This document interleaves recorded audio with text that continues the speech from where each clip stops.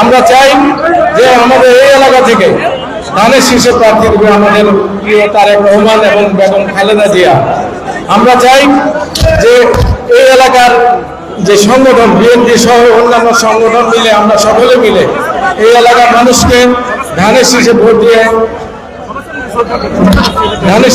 দিয়ে আমাদের প্রিয় নেতা তারেক রহমান এবং খালেদা জিয়ার হাতকে শক্তিশালী করবে। আপনারা জানেন বিগত যতবার ইলেকশন হয়েছে এই লক্ষ্মীপুরের 4টি আসনই আমাদের ধানের শীর্ষে আপনাদের ভোট দিয়ে আপনারা আমাদেরকে উপহার দিয়েছেন।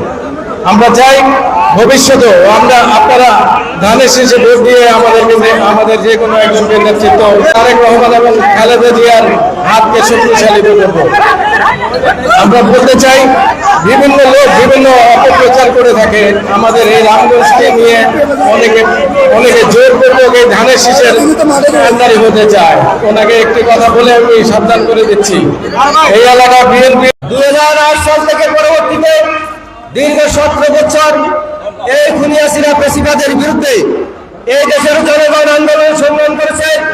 গণতন্ত্রকে পুনরুদ্ধার করার জন্য এই আন্দোলন সংগ্রাম করতে গিয়ে আমাদের অনেক নেতা কর্মী গুম হয়েছে, খুন হয়েছে এবং আমরা অনেককে হারিয়েছি। আমরা সকলে আত্মার মাগফিরাত কামনা করি।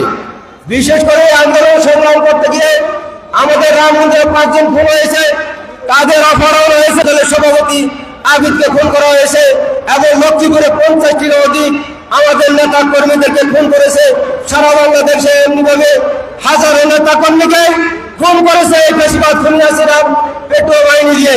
শুধুমাত্র গণতন্ত্রকে প্রাতিষ্ঠানিক রূপ দেওয়ার জন্য, গণতন্ত্রকে পুনরুদ্ধার করার জন্য সেই গণতন্ত্রের শর্ত ফয়সালা হয়েছে। বিগত 2024 সালে 5ই আগস্ট ছাত্র জনতার আন্দোলনের মধ্য দিয়ে এই দেশ পেশিবাদ মুক্ত হয়েছে, এই দেশ গণতন্ত্র মুক্ত হয়েছে। এই দেশে আজকে আমরা উন্মুক্ত পরিবেশে বক্তব্য দেওয়ার সুযোগ হয়েছে।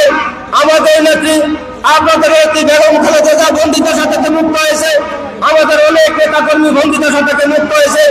আমাদের নেতা বিএনপির ভারপ্রাপ্ত চেয়ারম্যান জনাব তারেক রহমানের নেতৃত্বে এই ফ্যাসিবাদের বিরুদ্ধে আন্দোলন করে আজকে আমরা মুক্ত পরিবেশে আন্দোলন করতে আমরা আজকে বক্তব্য দেওয়ার সুযোগ হয়েছে। আপনারা জানেন আমরা এই রামগঞ্জে রাজনীতি করতে গিয়ে আমরা অনেকভাবে ক্ষতিগ্রস্ত হয়েছি, অনেকে মামলা শিকার হয়েছি। বিশেষ করে আপনারা সেটা অবগত হয়েছেন, আমার বৃদ্ধ মাকে পর্যন্ত আওয়ামী লীগের হাত থেকে রেহাই পায় নাই, পানিতে দাঁড় করিয়ে রাখা হয়েছিল। আমার আত্মীয় স্বজন থেকে শুরু করে স্বাস্থ্যবাহী সহকারে আমাদের এলাকার রামগঞ্জের অনেক নেতা কর্মী, হাজার নেতা কর্মী আমরা কারাবরণ করেছি। আমরা বিএনপির জন্য আমাদের এই রামগঞ্জের হাজারো নেতা কর্মী ঢাকারে এবং দেশে এই গণতন্ত্রের দলের জন্য কর্নেল অলি সাহেবের নেতৃত্বে প্রথমে আমাদের বিশ্বজির নেতৃত্বে মাই বিশ্বজিৎ নেতৃত্বে তখন বিকল্প ধারা যোগদান করে বিকল্প ধারা ভেঙে গিয়ে তখন আবার কর্নেল অলি সাহেবের নেতৃত্বে উনি সেই দিন এলডিপির নেতৃত্ব যোগ দিয়েছেন। উনি এখন পর্যন্ত বর্তমান পর্যন্ত উনি এলডিপি করেন।